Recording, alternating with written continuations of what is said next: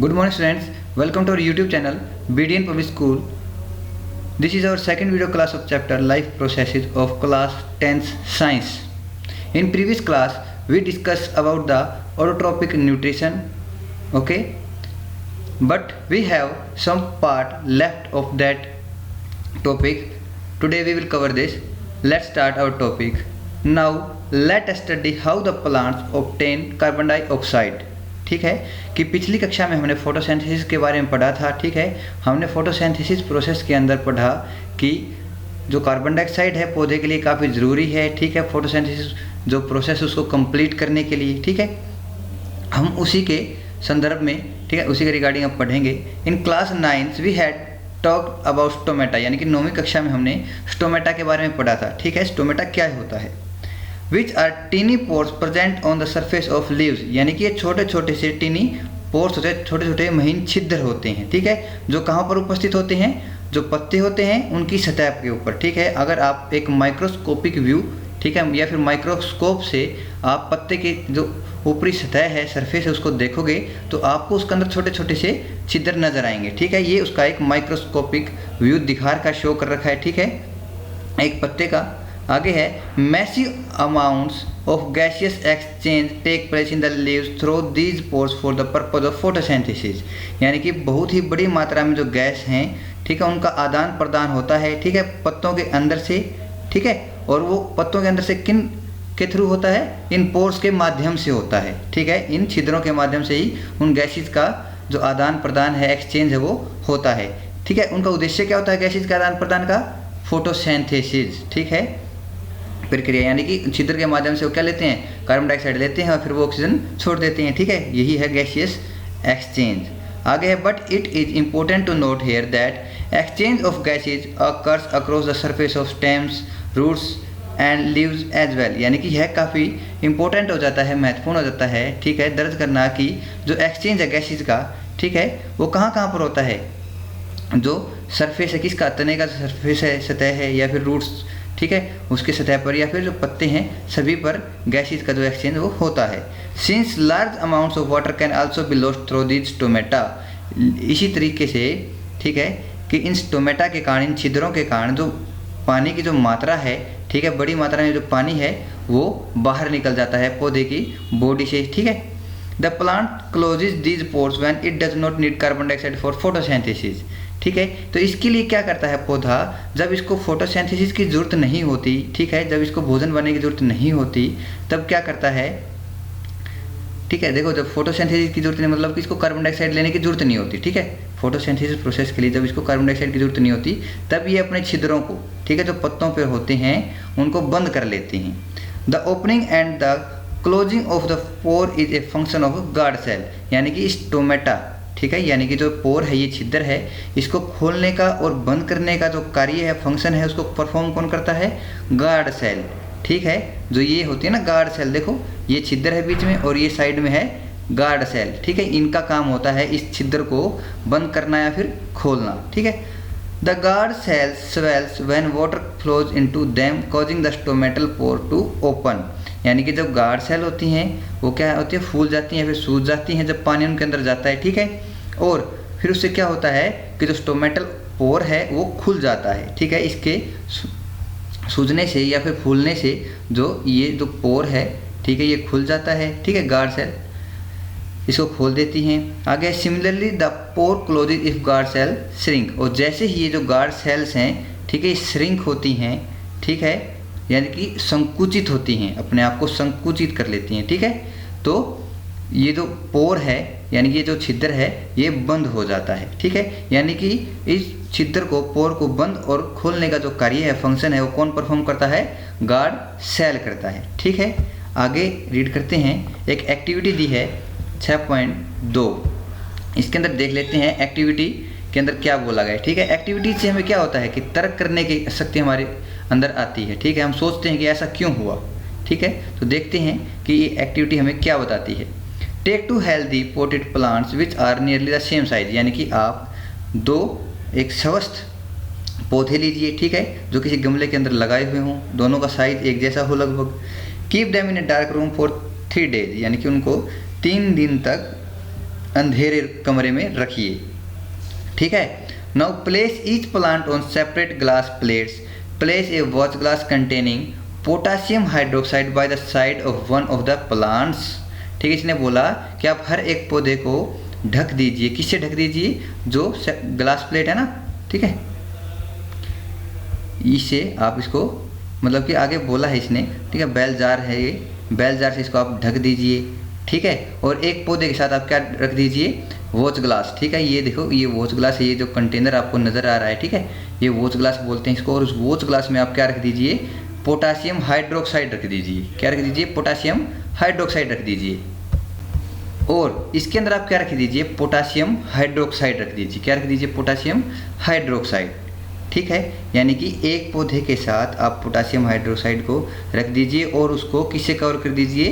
Bell jar से उसको cover कर दीजिए अच्छे से। ठीक है, दोनों को ही आप बेल जार से कवर कर दीजिए, लेकिन एक के साथ सिर्फ आप पोटासियम हाइड्रोक्साइड रखिए, दूसरे के साथ नहीं रखना है। ठीक है, ये ध्यान रखना कि अभी तक जो एक्टिविटी है उसके अंदर क्या बोला है। ठीक है, कि आप 2 पौधे लीजिए, उसको 3 दिन तक अंधेरे में रखिए। ठीक है, फिर एक पौधे के साथ आप पोटासियम हाइड्रोक्साइड रखिए, दूसरे के साथ कुछ नहीं रखना, फिर उसको आप बेल जार से कवर कर दीजिए।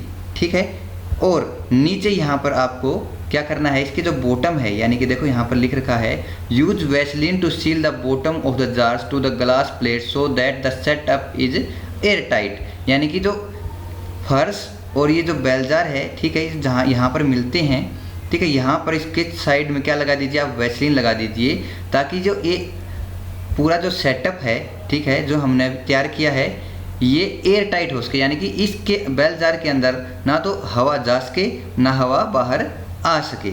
ठीक है, आगे है keep the plants in sunlight for about 2 hours. अब लगभग 2 घंटे के लिए आप इन पौधों को धूप में रख दीजिए। pluck a leaf from each plant and check for the presence of starch as in the above activity। अब आप क्या कीजिए कि एक एक पौधे, दोनों पौधों से एक एक पत्ता तोड़िए और उस पौधे के अंदर स्टार्च की मात्रा, ठीक है, हमने 7th-8th क्लास में ये एक्सपेरिमेंट किया है ना कि स्टार्च की मात्रा कैसे पता करते हैं कि स्टार्च किसी पौधे के पत्ते के अंदर है या नहीं है। ठीक है, तो आप एक एक पत्ता तोड़िए और पता कीजिए कि उसके अंदर स्टार्च की मात्रा है या नहीं। ठीक है, अगर स्टार्च की मात्रा है तो यानी कि फोटोसिंथेसिस प्रोसेस हुई है, और अगर स्टार्च की जो मात्रा है, अमाउंट है, इसके पत्ते के अंदर उपस्थित नहीं है तो इसका मतलब फोटोसिंथेसिस प्रोसेस यानी कि नहीं हुई है।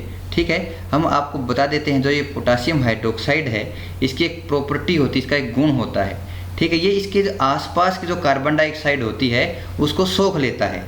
ठीक है, इस एक्टिविटी के अंदर जो पोटासियम हाइड्रोक्साइड का जिक्र किया गया है उसमें बताया है कि जो पोटासियम हाइड्रोक्साइड की एक प्रॉपर्टी होती है is use to observe carbon dioxide, यानी कि ये कार्बन डाइऑक्साइड जो इसके आसपास इर्द गिर्द के जो कार्बन डाइऑक्साइड है उसको क्या कर लेता है? ऑब्जर्व कर लेता है, सोख लेता है। ठीक है, अब जब हम इसको पोटासियम हाइड्रोक्साइड को इसके अंदर रखेंगे तो इसके अंदर जो बेल जार रखने से इसके अंदर हवा बच गई, उसके अंदर थोड़ी बहुत मात्रा कार्बन डाइऑक्साइड की होगी, उसको कौन ऑब्जर्व कर लेगा?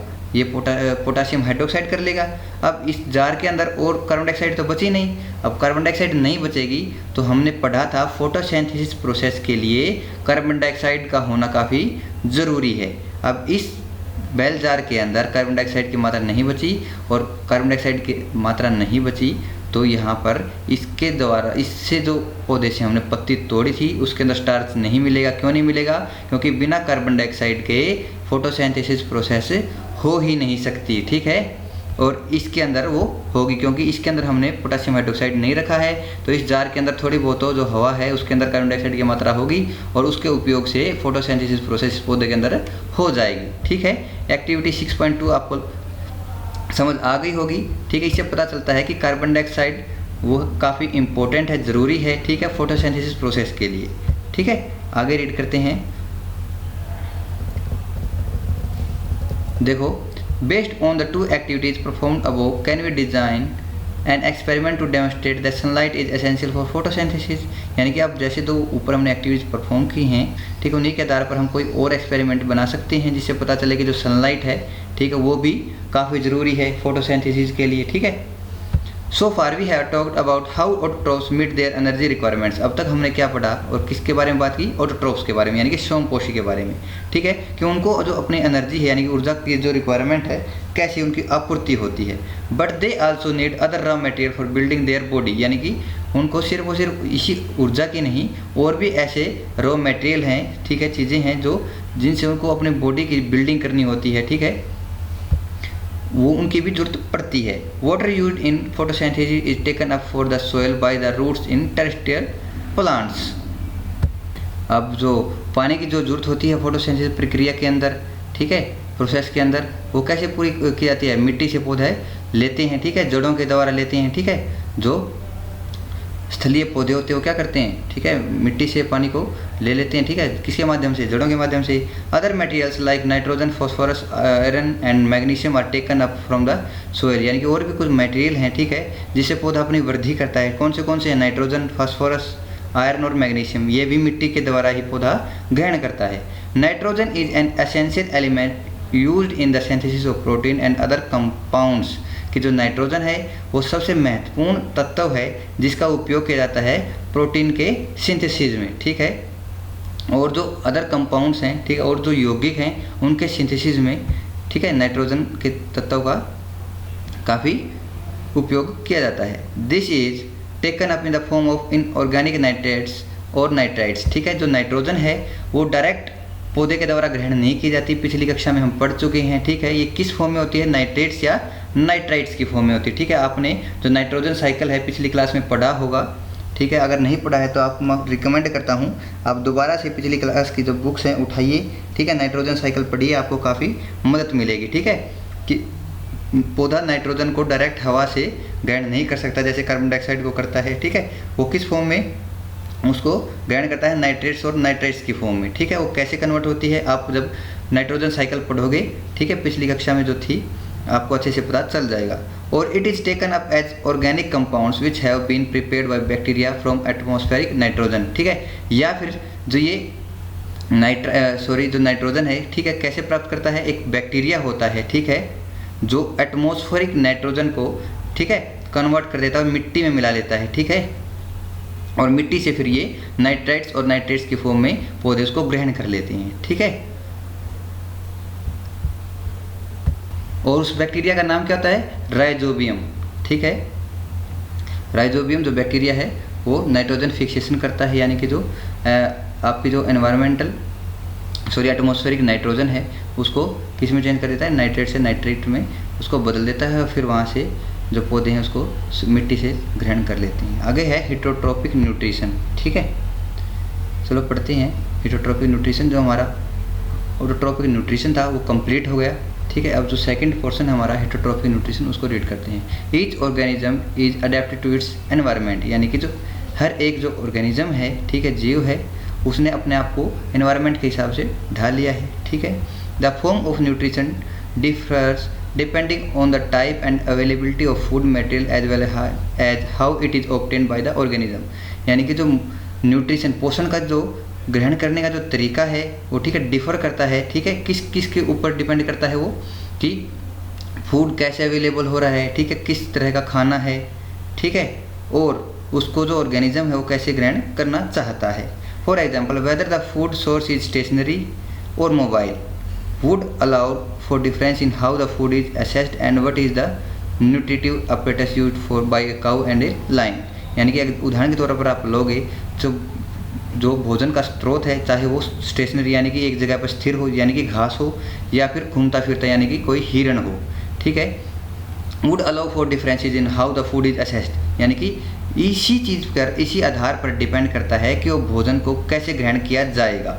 ठीक है, and what is the nutritive apparatus, और जो न्यूट्रिटिव apparatus होंगे, ठीक है, यानी कि जो खाने के या फिर भोजन को ग्रहण करने के जो apparatus होंगे, ठीक है, वो जो गाय क्या है? घास खाती है, और शेर क्या है? हिरण को खाता है। ठीक है, तो इन दोनों ही अलग अलग परिस्थितियों पर, ठीक है, यानी कि परिस्थितियों पर यहाँ पर कहना चाहता है कि डिपेंड करता है कि भोजन को कैसे ग्रहण किया जाएगा, किसके द्वारा ग्रहण किया जाएगा। ठीक है, there is a range of strategy by which the food is taken in and used by the organism, कि यहाँ पर बहुत सारी स्ट्रेटजी की रेंज है यानी कि वैरायटी है, ठीक है, कि हर एक जो ऑर्गेनिज्म है यानी कि जीव है वो एक अपनी अलग नीति को अपनाता है, एक अलग स्ट्रेटजी को अपनाता है भोजन को ग्रहण करने के लिए, और उसको यूज कैसे यानी उस भोजन का उपयोग कैसे करना है, ठीक है। हर एक जो ऑर्गेनिज्म है जीव उसका अपना एक क्या है, स्ट्रेटजी है, ठीक है, नीति है।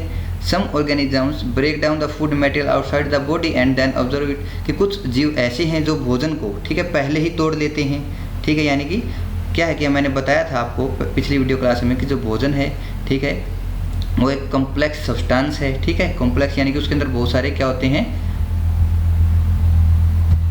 कंपोनेंट्स होते हैं, ठीक है। उसके कौन से जो मैंने आपको बताया था, प्रोटीन, फैट, ठीक है, ठीक है। तो ये जितने फूड के क्या है कंपोनेंट्स हैं कि कुछ ऑर्गेनिजम्स क्या करते हैं, उस भोजन को पहले ही ब्रेक डाउन कर लेते हैं किसके अंदर, जो सिंपलर सब्सटेंसेस हैं यानी कि जो साधारण पदार्थ हैं, ठीक है, उन कॉम्प्लेक्स सब्सटेंसेस को सिंपलर सब्सटेंसेस में उसको तोड़ देते हैं पहले ही, ठीक है, अपने भोजन ग्रहण करने से पहले, यानी कि अपने शरीर के अंदर ग्रहण करने से पहले उसको तोड़ देते हैं और फिर उसको खाते हैं, ठीक है। एग्जाम्पल्स क्या हैं इसके, ठीक है, जो इस तरीके से भोजन को ग्रहण करते हैं, फंगी, ठीक है, like bread moles, yeast and mushrooms, कि ये जो यीस्ट और मशरूम्स हैं, ठीक है, इनके केस में यही होता है कि ये भोजन को पहले सिंपल सब्सटेंसेस में कन्वर्ट करते हैं, ठीक है, अपने शरीर के अंदर ग्रहण करने से पहले ही, ठीक है, फिर उसको खाते हैं। Others take in whole material and break it down inside their body, जबकि जो दूसरे हैं वो क्या करते हैं कि पहले तो उस पदार्थ को ग्रहण करते हैं, फिर अपने शरीर के अंदर जाकर उस कॉम्प्लेक्स सब्सटेंस यानी कि फूड को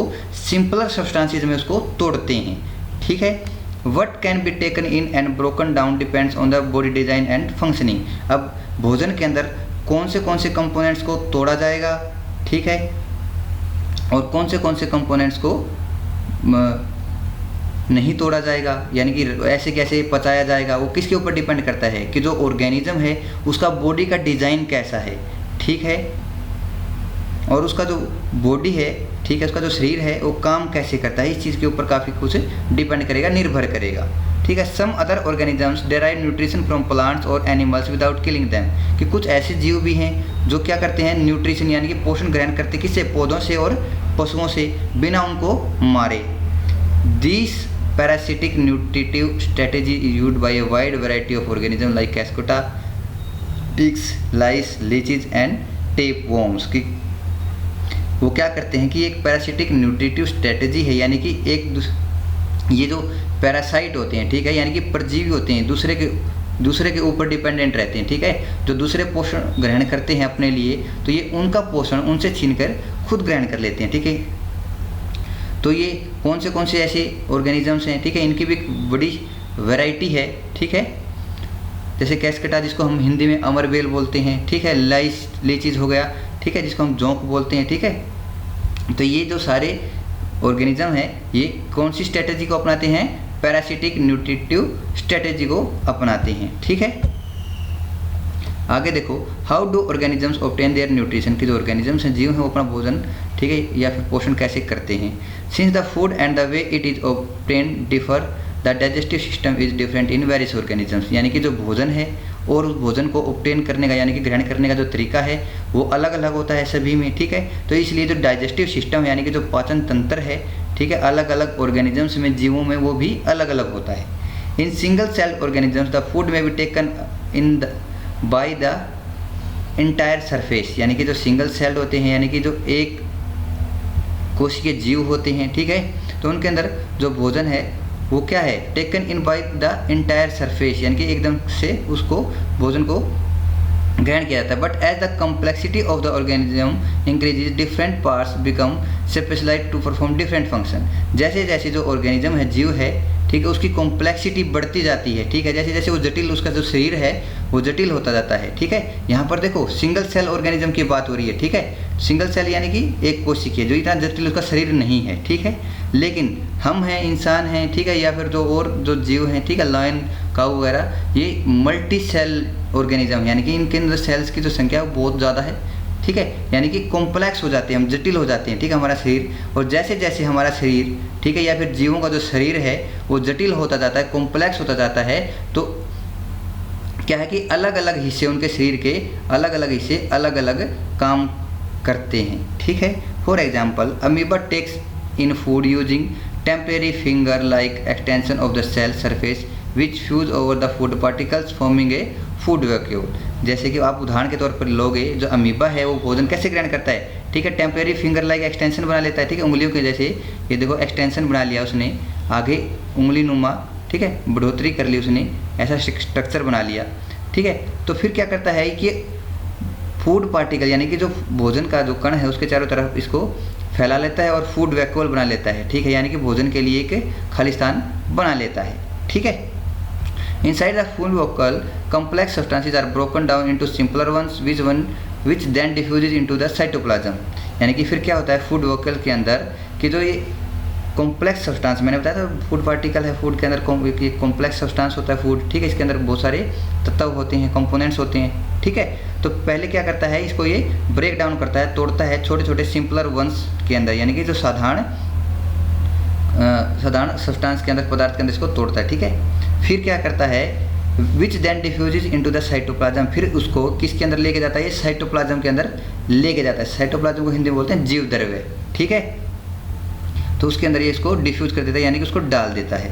the remaining undigested material is moved to the surface of the cell and thrown out. जो अनडाइजेस्टेड जो मटेरियल है यानी कि अनपचा जो भोजन है, पदार्थ है, जो बच जाता है इसके अंदर, वो क्या करता है, वो जो सेल है, ठीक है, यानी कि कोशिका है, उसके सरफेस पर यानी कि सतह पर आ जाता है और उसको बाहर निकाल देता है।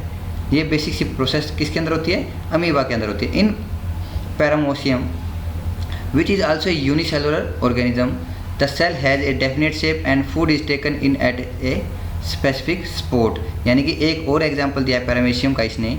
ठीक है, पहले इसने एक कोशिका किसका दिया था, अमीबा का दिया था, पैरामीशियम का भी ऐसे ही दिया है क्योंकि वो भी एक यूनिसेलुलर है, यानी कि एक कोशिका जीव ही है। उसके अंदर भी जो सेल की एक डेफिनेट शेप होती है, ठीक है, एक निश्चित आकार होता है और जो भोजन ग्रहण करने का जो एक निश्चित स्थान होता है, स्पेसिफिक सपोर्ट। ठीक है, जैसे इसके अंदर होता है ना, सबसे पहले ये देखो इसने जो उंगली नुमा स्ट्रक्चर को आगे किया, सूडोपोडिया बोलते हैं इसको। ठीक है, फिर इसने फूड पार्टिकल को फूड वोकल्स के अंदर लिया।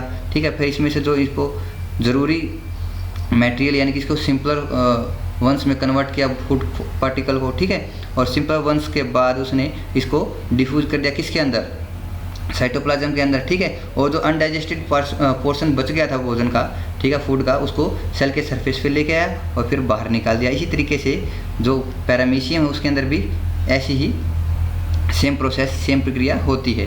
ठीक है, food is move to this spot by the movement of cilia which cover the entire surface of the cell. ठीक है, जो फूड है इस यानी कि जो भोजन है वो इस भोजन के जहाँ से ग्रहण करता है, ठीक है, जहाँ पैरामीशियम भोजन को ग्रहण करता है वहाँ से भोजन को, ठीक है, किसके द्वारा आगे मूवमेंट प्रदान की जाती है, सीलिया के द्वारा मूवमेंट प्रदान की जाती है। ठीक है, आगे देखो क्या है, न्यूट्रिशन इन ह्यूमन बीइंग। ये जो पॉइंट है ये एग्ज़ाम पॉइंट ऑफ व्यू से काफ़ी इम्पोर्टेंट हो जाता है। ये जो आपका टॉपिक है एग्ज़ाम पॉइंट ऑफ व्यू से काफ़ी इम्पोर्टेंट हो जाता है, क्योंकि ये 5 और 6 मार्क्स में आपसे एग्जामिनर क्वेश्चन पुट कर लेता है। ठीक है, ये जो टॉपिक है हम अपनी नेक्स्ट वीडियो क्लास में कवर करेंगे, क्योंकि काफ़ी लंबा टॉपिक है और इसको बिल्कुल अच्छे से कवर करेंगे। ठीक है, इसको एक ही वीडियो क्लास में हम कवर करेंगे ताकि आपको अच्छे से समझ में आ जाए। ठीक है, इससे पहले हम जो डिस्कस करे थे टॉपिक, ठीक है, इसकी तो 2 लास्ट की लाइन है, ये शायद आपके लिए कंफ्यूजिंग हो सकती है, इसको दोबारा से एक बार एक्सप्लेन कर देते हैं। देखो, food is move to this spot by movement of cilia which cover the entire surface of the cell. ठीक है, यहाँ पर पैरामीशियम की बात हो रही थी। ठीक है, जो कि कोशिकीय जीव था। ठीक है, उसने वो भी क्या है, उसकी एक डेफिनेट शेप है और जो भोजन ग्रहण करने का जो तरीका है उसका एक स्पेसिफिक स्पॉट है, यानी कि एक ही निश्चित जगह है। ठीक है, तो आपको एक क्या दिखाते हैं, फिगर दिखा देते हैं पैरामीशियम का, जिससे आपको बेसिक आइडिया हो जाए कि उसके अंदर जो फूड है वो कैसे वो ग्रहण करता है। और जो सीलिया का जिक्र किया गया था, ठीक है, जो फूड है यानी कि जो भोजन है, ठीक है, वो सीलिया के द्वारा या फिर सीलिया के जो मूवमेंट है उसके द्वारा ही जहाँ पर भोजन ये अपना पाचन करता है वहाँ तक पहुँचाया जाता है। और जो सीलिया है वो इसके पूरे सरफेस, पूरी जो सेल है, इसकी एक कोशिका है, उसके चारों तरफ पर उपस्थित रहती है। ये देखिए इसका फिगर है, ये है पैरामीशियम। ठीक है, ये सीलिया है जो इसके, ये एक कोशिका है पूरी अपने आप में, ठीक है। इसके चारों तरफ जो इसका इंटायर सरफेस है, पूरी जो सतह है वो किससे ढकी हुई है, सीलिया से ढकी हुई है, ठीक है। ये देखो ये फूड वोकल है जहाँ पर ये अपना भोजन उसको ग्रहण करता है, डाइजेस्ट करता है, ठीक है। ये इसका एक बेसिक आइडिया मैंने आपको दे दिया है। तो आज की जो वीडियो क्लास है हमारी यहीं तक रहेगी। नेक्स्ट वीडियो क्लास में मैंने आपको बताया ह्यूमन डाइजेस्टिव सिस्टम, हम उसको कवर करेंगे, ठीक है। तो आपको जब हमारी वीडियो अच्छी लगे तो लाइक कीजिए, शेयर कीजिए और हमारे चैनल को सब्सक्राइब कीजिए। Thank you.